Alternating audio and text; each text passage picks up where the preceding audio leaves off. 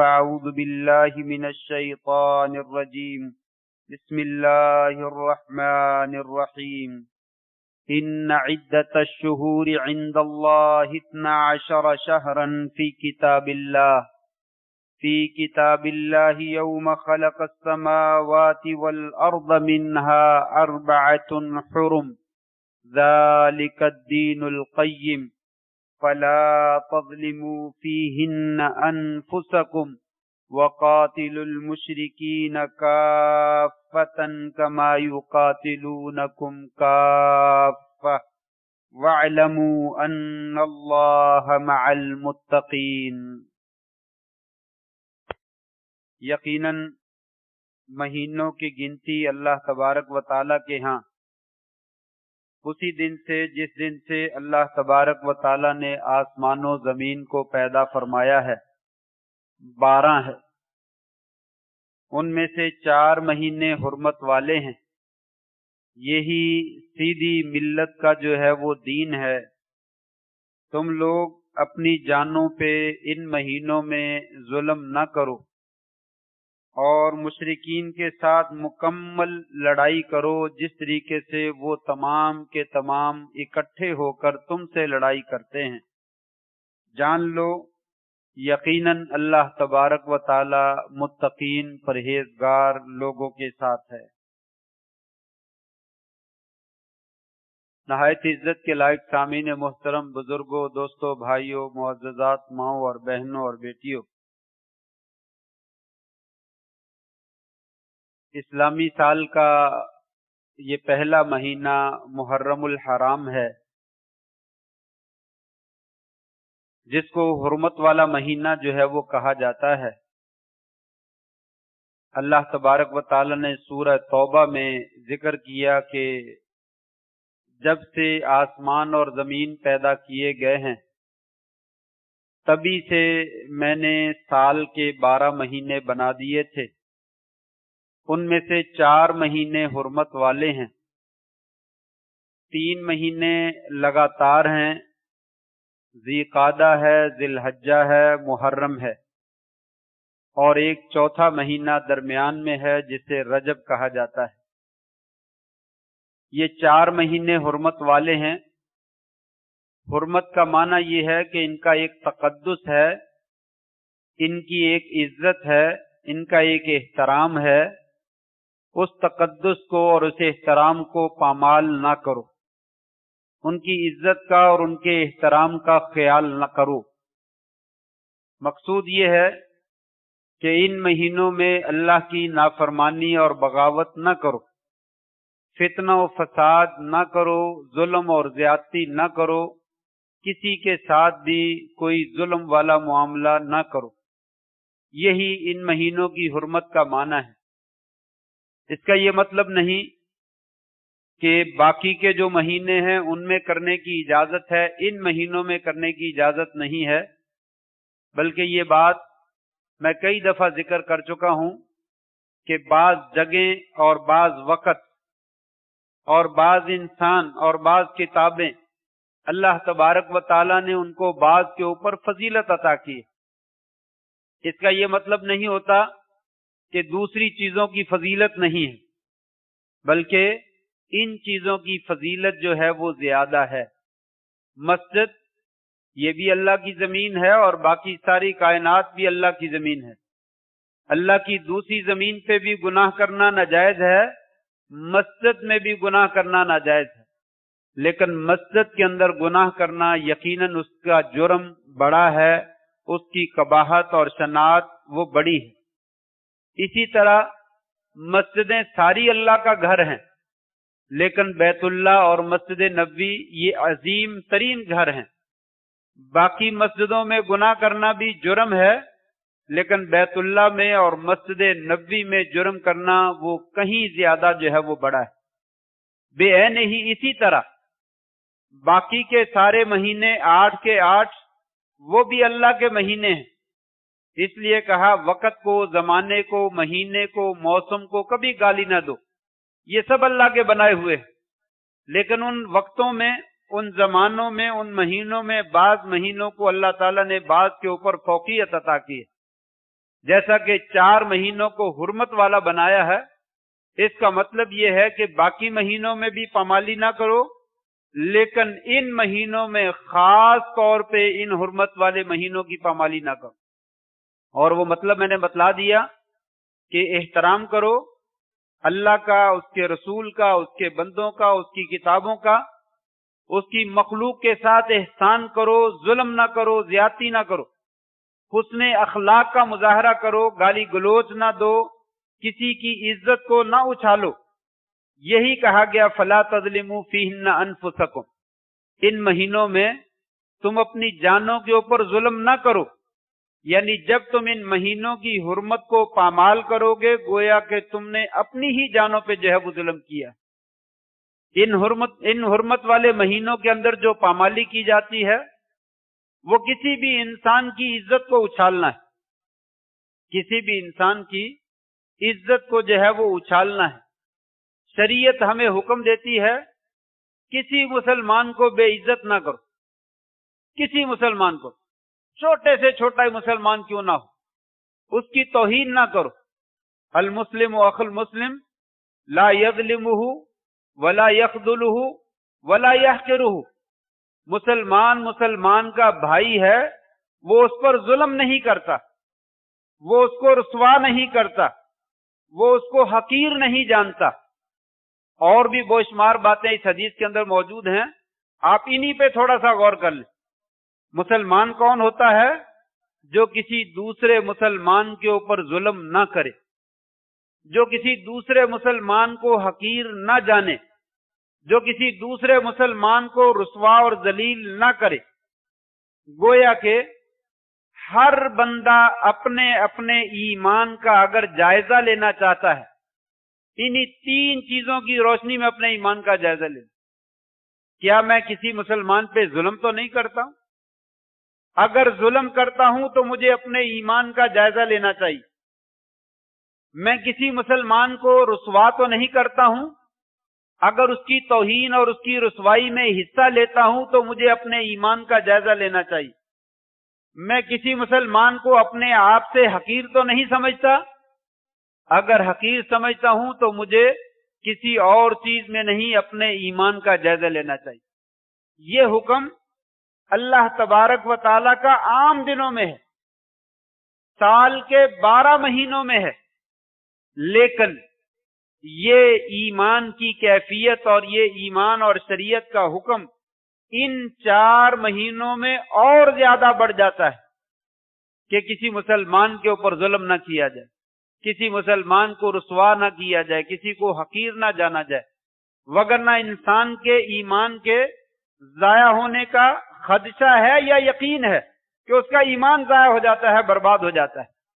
اور بالخصوص ان مہینوں میں اگر انسان اہانت کرتا ہے، یہ تو عام مسلمانوں کے بارے میں حکم ہے۔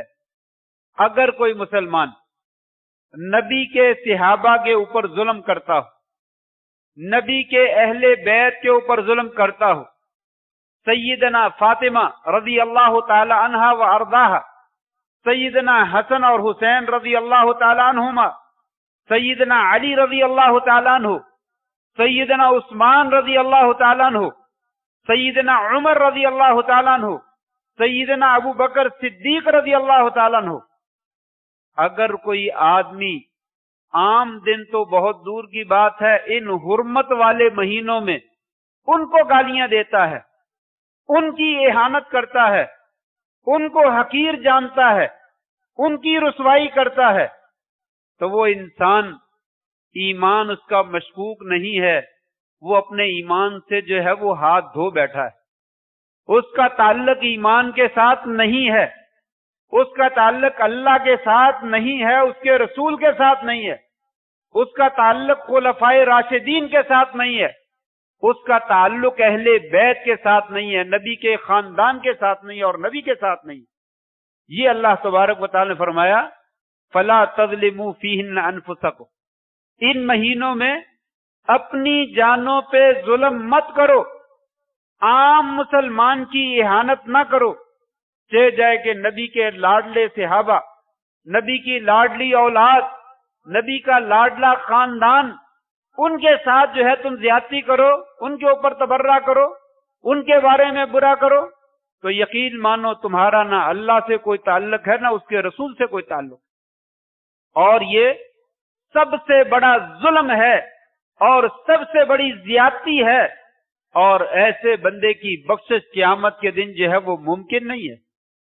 آئیے اسی روشنی میں میں کوشش کروں گا کہ آئندہ کے خطبات ان تمام ہستیوں کے اوپر پڑھائے جائیں، سیدنا ابو بکر صدیق رضی اللہ تعالیٰ عنہ، سیدنا عمر فاروق رضی اللہ تعالیٰ عنہ، سیدنا عثمان رضی اللہ تعالیٰ عنہ، سیدنا علی رضی اللہ تعالیٰ عنہ، سیدنا حسن رضی اللہ تعالیٰ عنہ اور سیدنا حسین رضی اللہ تعالیٰ عنہ، ان تمام حضرات کے اوپر تفصیل کے ساتھ انشاءاللہ باری باری جو ہے وہ گفتگو کریں گے کہ اللہ تبارک و تعالیٰ نے، اللہ کے رسول نے، صحابہ کرام نے، اہل بیت نے، نبی کے خاندان والوں نے، ان تمام ہستیوں کو اور امت کے جید علماء کرام نے اور ائمہ دین نے ان تمام لوگوں کو کیا مقام عطا کیا ہے۔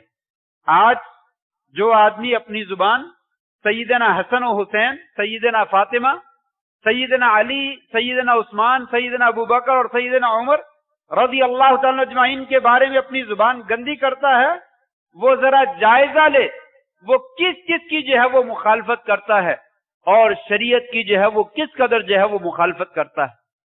تاریخ شاہد ہے کہ تاریخ میں کچھ ایسے بندے تاریخ میں ثبت ہو گئے اور امر ہو گئے جنہوں نے اپنی زندگیوں کو، اپنی جانوں کو، اپنے مالوں کو، اپنی نیتوں کو، سب کچھ اللہ اور اس کے رسول کے لیے جو ہے وہ وقف کر دیا، اور یہ وہ میرے نبی کے صحابہ کرام، اور ان میں یہ حضرات جن کے میں نے نام لیے سرے دست ہیں، اولین فہرست کے اندر جو ہے وہ شامل ہیں، بالخصوص خلفائے راشدین، چاروں خلفاء، ان میں حضرت علی بھی شامل ہیں، ان میں حضرت ابو بکر، عمر اور عثمان بھی شامل ہیں، سیدنا حسن اور سیدنا حسین تو چھوٹے تھے، نواسہ رسول ہیں اور سیدہ شباب اہل الجنہ ہیں، یہ بھی شامل ہیں، اور بھی بے شمار صحابہ کرام شامل ہیں، لیکن بالخصوص ان کے بارے میں ہم جو ہے وہ بات کرنا چاہتے ہیں جنہوں نے ہمیشہ عبادات کی تو اللہ کے لیے کی، جنہوں نے ہمیشہ اپنی جان کا نذرانہ پیش کیا تو اللہ اور اس کے رسول کے لیے کیا، جنہوں نے ہمیشہ اگر اپنا مال قربان کیا تو اللہ اور اس کے رسول کے لیے کیا، ہمیشہ دین کا دفاع کیا، اپنا جینا مرنا، اپنا اوڑھنا اور بچھونا سب کچھ اللہ اور اس کے رسول کے لیے جو ہے وہ قربان کر دیا۔ آج سب سے پہلی شخصیت سیدنا ابو بکر صدیق رضی اللہ تعالیٰ عنہ، عبداللہ بن عثمان رضی اللہ تعالیٰ عنہ وارضاہ، یہ ان کا نام ہے، اور یہ ہاتھی والا واقعہ، فیل والا واقعہ جو ابرہہ لے کر چڑھائی کی تھی، اس سے جو ہے وہ غالباً 2 سال قبل، اس واقعے سے 2 سال قبل جو ہے ابو بکر صدیق رضی اللہ تعالیٰ عنہ کی جو ہے وہ ولادت ہوتی ہے۔ یہ صحابی رسول، ان کی ساری تاریخ ذکر کروں تو کئی جمعے جو ہے وہ بیت جائیں، میں انشاءاللہ اختصار کے ساتھ جو ہے وہ بات ذکر کروں گا کہ یہ وہ ہستی ہیں جن کے ساتھ نبی کریم صلی اللہ علیہ وآلہ وسلم کی ذات شدید محبت کیا کرتی تھی۔ یہ تو اللہ کے رسول کے ساتھ محبت کرتے ہی کرتے تھے، اللہ کے نبی صلی اللہ علیہ وآلہ وسلم وہ بھی ان کے ساتھ شدید محبت کرتے تھے۔ ان کا ایک واقعہ ہے، کہتے ہیں میرا کسی بندے سے جھگڑا ہو گیا، میرا کسی بندے سے جھگڑا ہو گیا، تو میں ہو گئی، بات چیت بگڑ گئی، علیحدہ ہو گئے، مجھے احساس ہوا میں نے زیادتی کی ہے، کہنے لگے میں نے اس بندے کو تلاش کیا، وہ مجھے نہ ملا، میں بقی میں گیا، مجھے وہاں نہ ملا، اس نے کہیں اپنے گھر میں دروازہ بند کر لیا اور دروازہ بند کر کے اندر بیٹھ کر چھپ گیا، میں بڑا پریشان ہوا، پریشانی کے عالم میں دوڑتا ہوا نبی کریم صلی اللہ علیہ وسلم کی محفل میں آ گیا، چادر اٹھائی ہوئی ہے، کہتے ہیں حدیث کے لفظ ہیں ان کے گھٹنے ننگے ہو رہے تھے، اتنی تیزی سے دوڑ رہے تھے کہ چادر اٹھا کر گھٹنے ننگے ہو رہے تھے۔ نبی کریم صلی اللہ علیہ وسلم نے دیکھتے ہی فرمایا یہ بندہ لگتا ہے شدید پریشانی کے عالم میں ہے، کیا مسئلہ ہے؟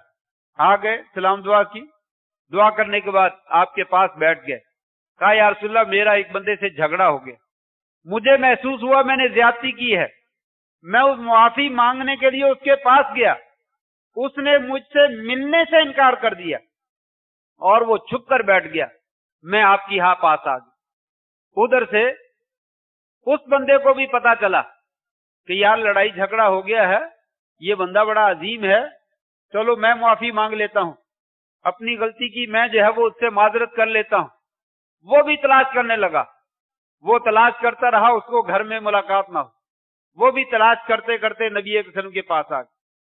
نبی کریم صلی اللہ علیہ وسلم نے جب اس کو آتا ہوا دیکھا تو آپ کے چہرے کا رنگ تبدیل ہو گیا، نبی کریم صلی اللہ علیہ وسلم کے چہرے کا رنگ تبدیل ہو گیا، صحیح بخاری کی روایت، آپ کے چہرے کا رنگ بدل گیا۔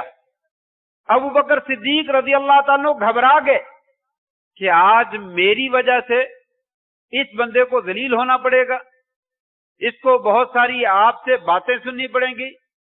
فوراً دو زانو ہو کر بیٹھ گئے، اتحیات کی حالت میں بیٹھ گئے اور کہنے لگے یا رسول اللہ میں نے زیادتی کی، اس بندے نے زیادتی نہیں کی تھی، زیادتی میں نے کی، میری طرف سے اضافہ ہوا تھا، میری طرف سے بڑھوتری ہوئی ہے، اس کو جانے دیجئے، قربان جائیے۔ نبی کریم صلی اللہ علیہ وسلم نے وہ بندہ آ گیا، آگے بیٹھا، ابھی وہ بات کرنے ہی والا تھا، آپ نے پہلے کہنا شروع کر دیا، لوگو تم جانتے ہو جب مجھے اللہ کے نے رسول بنا کر بھیجا تھا، کذبتمونی، تم نے مجھے جھوٹا کہا تھا، ایک روایت میں ہے کذبتا، اس بندے کو مخاطب کیا، تو نے مجھے جھوٹا کہا تھا، اور اس بندے نے کہا تھا صدقہ، یہ اللہ کا سچا رسول ہے، اس نے مجھے سچا کہا، میری تصدیق کی اور تم نے جھٹلایا، تم لوگوں نے میرے اوپر ظلم کیے اور زیادتیاں کی، لیکن واسانی، اس بندے نے میری غمخاری کی، میرا ساتھ دیا، میرا دکھ درد اور غم جو ہے وہ بٹایا، میری مدد کی۔ لوگو فہل انتم تارکو لی صاحبی، کیا تم میرے ساتھی کو چھوڑنے والے نہیں ہو، میرے ساتھی کے ساتھ کوئی آسانی کا معاملہ کرنے والے نہیں ہو؟ آپ صلی اللہ علیہ وسلم نے یہ سنہرے الفاظ ابو بکر صدیق رضی اللہ تعالیٰ کے بارے میں کہا، حل انتم لی تارکو لی صاحبی، حل انتم تارکو لی صاحبی، کیا تم میری وجہ سے میرے اس دوست کو، میرے ساتھی کو تم چھوڑ نہیں دیتے، اس کو معاف نہیں کر دیتے، اس کے ساتھ کوئی آسانی کا معاملہ نہیں کرتے؟ یہ معاملہ آپ صلی اللہ علیہ وسلم نے کیا، دوسرے کی بات ہی نہیں سنی، صرف یہ دیکھا کہ ابو بکر صدیق کے ساتھ زیادتی ہوئی ہے، ان کے ساتھ لڑائی جھگڑا ہوا ہے، ان کو پریشان کیا گیا ہے اور وہ پریشانی کے عالم میں میرے پاس آئے ہیں۔ کون ہوتا ہے جو ابو بکر صدیق رضی اللہ عنہ کو پریشان کرنے والا؟ کہا میری وجہ سے لوگوں ابو بکر صدیق کو چھوڑ دیا کو، میری وجہ سے، میرے واسطے سے، میرے تعلق سے میرے ابو بکر کو کچھ نہ کہا کرو، اس کو چھوڑ دیا کرو، اس نے اس وقت میری تصدیق کی تھی جب تم نے سب نے مجھے جھٹلا دیا، اس نے اس وقت میری مدد کی تھی جب تم سب نے میری مخالفت کی تھی، اس لیے میری خاطر جو ہے وہ میرے ساتھی کو اور میرے بھائی کو جو ہے وہ چھوڑ دیا۔ یہ آپ صلی اللہ علیہ وسلم کی محبت کا نتیجہ تھا کہ آپ ان کے ساتھ اس قدر شدید محبت کیا کرتے تھے۔ اور وہ جانتے ہیں دوسرے بندے کون تھے؟ عمر فاروق رضی اللہ تعالی۔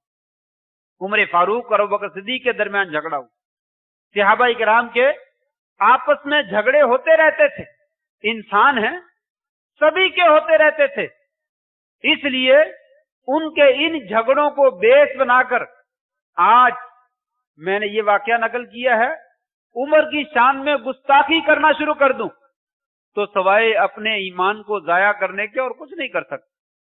عمر بھی انسان ہے رضی اللہ تعالیٰ عنہ وارضا، ابو بکر صدیق بھی انسان ہیں، انسان ہونے کے ناحیے سے آپس میں کوئی لڑائی جھگڑا ہو گیا پھر کیا ہوا، ہر انسان میں ہو جاتا ہے۔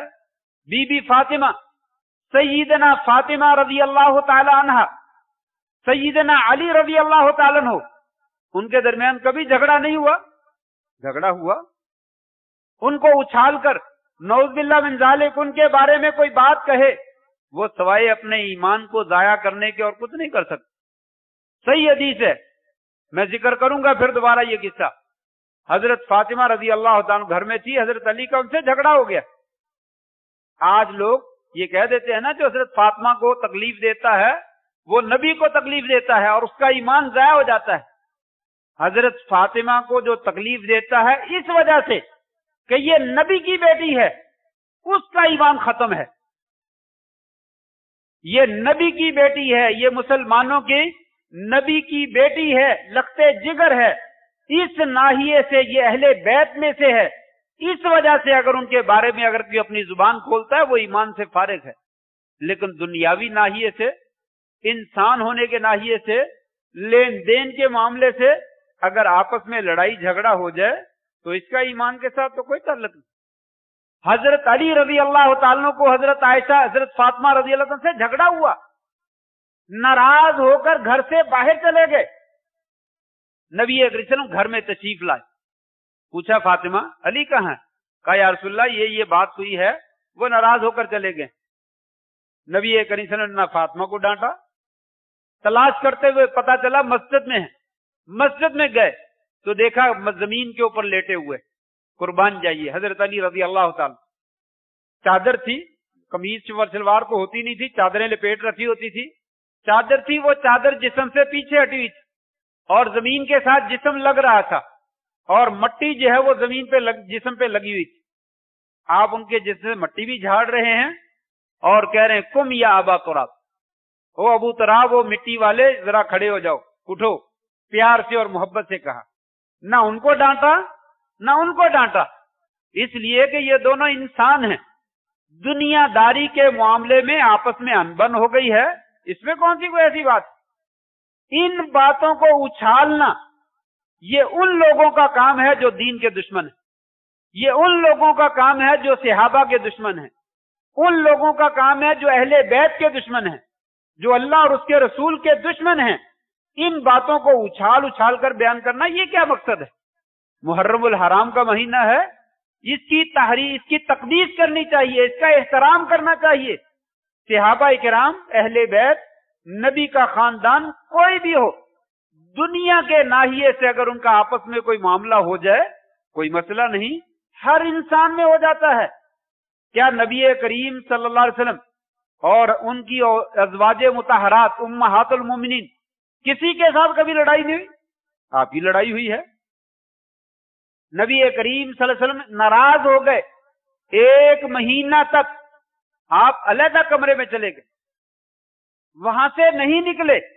ایک مہینے کے بعد آیا اور پھر معاملہ جو ہے وہ صلح ہوا۔ پھر کیا ہوا؟ دنیا داری کا معاملہ ہے، لین دین کا کوئی معاملہ تھا، اس پہ جھگڑا ہو گیا، آپ ناراض ہو گئے، اس سے کوئی فرق نہیں پڑتا۔ دنیا کا کون سا انسان ہے جو آدمی کہتا ہے میری اس سے لڑائی جھگڑا نہیں ہوتا لین دین کے معاملے؟ دین کے ناحیے سے اگر کوئی آدمی اہل بیت سے نفرت کرتا ہے اس کا ایمان سے کوئی تعلق نہیں۔ نبی کی بیٹی کے ناحیے سے اگر کوئی سیدنا فاطمہ رضی اللہ تعالیٰ سے عداوت رکھتا ہے اس کا ایمان سے کوئی تعلق نہیں۔ اور یہی معاملہ دین کی وجہ سے کہ ابوبکر صدیق کا تعلق نبی کریم صلی اللہ علیہ وسلم کے ساتھ ہے، اگر ان سے عداوت رکھتا ہے تو اس کا بھی ایمان کے ساتھ جو ہے وہ کوئی تعلق نہیں۔ نبی کریم صلی اللہ علیہ وسلم ابوبکر صدیق رضی اللہ عنہ سے شدید محبت کرتے، ایسے ہی ابوبکر صدیق رضی اللہ تعالی بھی نبی کریم سے شدید محبت کرتے۔ ایک دفعہ آپ وسلم جو ہے وہ تبلیغ کی، لوگ کچھ مسلمان ہو گئے، ابوبکر صدیق رضی اللہ تعالیٰ کہنے لگے یا رسول اللہ اعلانیہ جو ہے وہ تبلیغ کرنی چاہیے، بارش ہوتی رہتی ہے، جمعے کا ٹائم تھوڑا سا ہے، توجہ میری طرف رکھیں۔ ابوبکر صدیق رضی اللہ تعالیٰ کہنے لگے اللہم سیبا نافعا، اللہ تعالیٰ جو ہے وہ نفع مند جو ہے وہ بارش برسائے، اللہ تبارک تعالیٰ فائدے والی بارش برسائے اور نقصان سے جو ہے وہ محفوظ رکھے۔ فرمایا یا رسول اللہ اعلانیہ تبلیغ ہونی چاہیے۔ کہا ابوبکر ابھی کمزور ہیں، تھوڑے ہیں، کوئی بات نہیں، ابھی صبر کر۔ کہا نہیں یا رسول اللہ یہ حق ہے، حق کی بات لوگوں کو اعلانیہ پہنچانی چاہیے۔ آپ نے چلا کر لو، آپ نے فرمایا چلو پھر ٹھیک ہے کرو۔ ابوبکر صدیق رضی اللہ عنہ کھڑے ہو گئے، ऊंची आवाज में लोगों को तबलीग करना शुरू कर दी। मुशरिकीन मक्का तो पहले ही बर्दाश्त नहीं करते थे, वो आ गए, पकड़ लिया और खूब मारा, जहां जहां जिस्म के जिस जिस हिस्से पे मार सकते थे मारा, हत्ता के चेहरों के ऊपर भी मारा। आप बेहोश होकर गिर गए। खानदान वाले आए और पीछे उठाकर जो है वो घर में ले गए। कितनी देर तक बेहोश रहे? होश आया तो सबसे पहला जुबान पे कलमा था, मुझे बताओ मेरे नबी सल्लल्लाहु अलैहि वसल्लम का क्या हाल। वालिदा कहती है, बेटा तुम बताओ, तुम्हारी कैफियत ठीक है? किसी चीज की खाने पीने की जरूरत है? कहा नहीं, मुझे सबसे पहले ये बतलाओ नबी करीम सल्लल्लाहु अलैहि वसल्लम का क्या हाल है, उनको तो कोई तकलीफ नहीं पहुंची है? वो कहने लगी, मुझे नहीं मालूम। कहा जाइए फातिमा बिनते खत्ताब रजी अल्लाह की बहन, उनके पास जाइए, उनके पास खबर होगी, उनसे पूछ कर आओ नबी वसल्लम का क्या हाल है। वो आपकी वालिदा फातिमा के पास गई, उनसे पूछा, वो कहने लगी वो ठीक है। फिर वापस आके बतलाया, कहा ठीक है। कहा नहीं, है कहां है? फातिमा के पास फिर गई, उन्होंने बताया दारी अरकम में है। अबू बकर सिद्दीक कहने लगे, पहले मुझे वहां लेके चलो। वो कहने लगे कुछ खा लो, कुछ पी लो, को तबीयत में इफाका हो जाए। कहा नहीं, उस वक्त तक ना मैं खाना खाऊंगा ना पानी पीऊंगा जब तक अपनी आंखों के साथ नबी करीम सल्लल्लाहु अलैहि वसल्लम को सही हालत में न देख। हदीस के अल्फाज हैं, आपने फातिमा का सहारा लिया, हजरत उमर की जो बहन, और अपनी वालिदा का सहारा लिया। चला नहीं जा रहा था, इस सहारे में चलते हुए दारे अरकम में पहुंचे। आप सल्लल्लाहु अलैहि वसल्लम की जियारत की और कहा, या रसूलल्लाह आप ठीक हैं? अल्हम्दुलिल्लाह मैं भी ठीक। कहा अबू बकर सिद्दीक बहुत ज्यादा मारा है? या रसूलल्लाह कोई बात नहीं है, ज्यादा तकलीफ नहीं है, सिर्फ चेहरे के ऊपर जो उन्होंने मारा है उसकी वजह से कुछ थोड़ी सी तकलीफ है, कोई बात नहीं। अल्हम्दुलिल्लाह जिसने आपको जो है वो मुझे सही सालम जो है वो दिखा दी। ये अबू बकर सिद्दीक रज़ी अल्लाह ताला की मोहब्बत थी नबी करीम सल्लल्लाहु अलैहि वसल्लम के। आपके साथ इस कदर शदीद मोहब्बत करते थे। जिंदगी के आखिरी अय्याम में एक दफा आप मिंबर पे तशरीफ लाए, खुतबा दिया, कहा लोगों, अल्लाह तबारक व ताला ने एक बंदे को इख्तियार दिया है, तुम दुनिया चाहते हो तो दुनिया ले लो, मैं तुम्हें दुनिया दे देता हूं। तुम अल्लाह के पास जाना चाहते हो या अल्लाह ने जो तुम्हारे लिए अपने पास तैयार कर रखा है वो तुम्हें चाहिए तो वो ले लो। उस बंदे को जिसको इख्तियार दिया गया था, उसने कहा, या अल्लाह जो कुछ तेरे पास है मुझे वही चाहिए, दुनिया नहीं चाहिए। ये बात सुनी, अबू बकर सिद्दीक रोना शुरू हो। सारी कौम बैठी हुई है, सहाबा कराम बैठे हुए हैं, सब परेशान हो गए कि नबी करीम सल्लल्लाहु अलैहि वसल्लम ने एक बंदे की बात की है और किसी को रोना नहीं आया, और अबू बकर सिद्दीक जो है वो रोना शुरू कर दिया। बूढ़े आदमी थे, वो कहने लगे शायद बूढ़े आदमी हैं, समझ नहीं आती है, बस ऐसे ही बात बात पे रोना आ जाता है। हमारे बूढ़ों को भी ऐसा होता है, छोटी सी बात हो जाए तो रोना आ जाता है। कहते ऐसे ही रोना आ गया होगा। बाद में लोगों को पता चला कि वो बंदा जिसको इख्तियार दिया गया था वो नबी करीम सल्लल्लाहु अलैहि वसल्लम थे। आपकी वफात की खबर थी। अबू बकर सिद्दीक आपकी वफात की खबर को पहचान कर रोने लगे कि उस बंदे ने दुनिया से जाने का इरादा कर लिया है, आप हमें छोड़कर जा रहे हैं, तो रोना नहीं चाहिए तो और क्या करना चाहिए। अबू बकर सिद्दीक रोने लगे। सहाबा किराम बाद में कहते हैं, वकाना आलमना, हम में से सबसे ज्यादा इल्म रखने वाली अगर कोई शख्सियत थी तो अबू बकर सिद्दीक रजी अल्लाह ताला। उन्हें बड़ी गहराई से, बड़ी दूर से बात का जो है वो पता चल जाया करता था और नबी करीम सल्लल्लाहु अलैहि वसल्लम से शदीद मोहब्बत किया करते थे। उनकी मोहब्बत का अंदाजा लगाना, ये वाकया भी आपने सुन रखा है। दोपहर के वक्त में नबी करीम सल्लल्लाहु अलैहि वसल्लम आपके घर में तशरीफ ले, हजरत आयशा घर में मौजूद हैं। घर में आते ही अबू बकर सिद्दीक ने कहा, नबी सल्लल्लाहु अलैहि वसल्लम ने कहा, अबू बकर जो बंदा घर में मौजूद है उसको निकाल दो। कहा या रसूलल्लाह घर में मेरी फैमिली ही है, मेरी बेटी ये आयशा है, वो आपकी बीवी है, शादी कर चुका हूं, अस्मा है, उसके अलावा तो कोई नहीं है। जब पता चला और कोई नहीं है तो कहने लगे अबू बकर, अल्लाह तबारक व ताला ने मुझे हिजरत की इजाजत दी, कुर्बान जाइए। अबू बकर सिद्दीक रजी अल्लाह ताला का पहला सवाल ये था, अस्सहबत या रसूलल्लाह, अल्लाह के रसूल सल्लल्लाहु अलैहि वसल्लम मुझे बतलाइए, मैं भी आपके साथ जाऊंगा कि नहीं जाऊंगा? आपने फरमाया हाँ अबू बकर, तुम भी मेरे साथ जाओ। ये बात सुनना थी, अबू बकर सिद्दीक की आंखों से आंसू जारी हो। हजरत आयशा फरमाती हैं, ये जिंदगी में पहला मौका था मैंने किसी बंदे को देखा कि खुशी की वजह से उसकी आंखों से आंसू जारी हो जाते। अबू बकर सिद्दीक को इतनी खुशी हुई कि अल्लाह तबारक व ताला हिजरत के साथ में नबी करीम सल्लल्लाहु अलैहि वसल्लम के साथ मुझे भी भेजेंगे। इतने खुश हुए, उस खुशी से रोना जो है वो शुरू कर दिया। ये आप सल्लल्लाहु अलैहि वसल्लम के साथ मोहब्बत, जान का नजराना भी पेश किया, माल का नजराना भी जो है वो पेश किया। गज़वा तबूक का वाकया तो आप जानते हैं, वक्त जो है वो खत्म हो गया कि उमर जो है वो कहने लगे आज मैं आपसे आगे बढ़ जाऊंगा। मामला चला, उमर क्या लेकर आए हो? कहा या रसूलल्लाह आधा माल ले आए हो, आधा माल घर में छोड़ा है। अबू बकर तुम क्या लेकर आए हो? कहा या रसूलल्लाह घर में जितना माल था सारा ही ले आया हूं। कहा घर में क्या छोड़ा है? कहा अब कई तो लहुम अल्लाह व रसूला, मैंने उनके लिए घर में अल्लाह को छोड़ दिया है और उसके रसूल की मोहब्बत को छोड़ दी, घर में और कुछ नहीं छोड़ा। उमर कहने लगे अबू बकर आज के बाद मैंने तेरा मुकाबला छोड़ दिया है, तेरे से दुनिया की कोई ताकत जो है वो आगे नहीं बढ़ सकती। अबू बकर सिद्दीक रज़ी अल्लाह ताला नबी करीम सल्लल्लाहु अलैहि वसल्लम के लिए क्या कुर्बानियां दी, इसका इंसान जो है वो तसव्वुर नहीं कर सकता। ये तारीख पढ़ने से पता चलता है। मेरे बहुत सारे भाई अबू बकर सिद्दीक रज़ी अल्लाह ताला के हालात से वाकिफ नहीं है। मेरी कुछ बातें बाकी हैं और बड़ी मुहिम है, इंशाअल्लाह अगले खुतबा में जिक्र करूंगा। अल्लाह से दुआ है अल्लाह तबारक व तआला हमें सही मानों में खुलफाए राशिदीन, खुसूसन अहले बैत, नबी करीम सल्लल्लाहु अलैहि वसल्लम के खानदान और आपके वो जानिसार सहाबा जिन्होंने दीन के लिए अपना तन मन धन सब कुछ कुर्बान कर दिया, इनके साथ सच्ची अकीदत, सच्चा प्यार और सच्ची मोहब्बत जो है वो करने की तौफीक नसीब फरमा दे। अल्लाह तबारक तआला क़यामत के दिन हमें इन सब साथियों का जो है वो साथ नसीब फरमा दे। व आखिरु दावाना अनिल हम्दुलिल्लाहि रब्बिल आलमीन।